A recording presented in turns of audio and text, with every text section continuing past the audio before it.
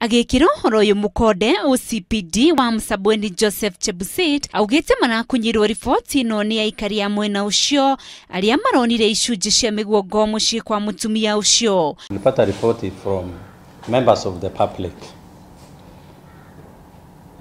kwamba kulikuwa na suspected elephant tusk mahali fulani. So when we got the report through those informers,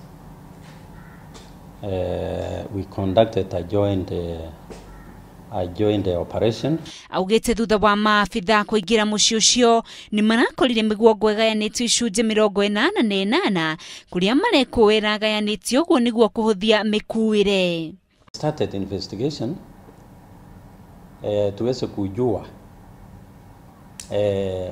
wale wengine ambaye wanahusika, kwa sababu haiwezi kuwa ni huyu mama peke yake ambaye ako na hizo biashara.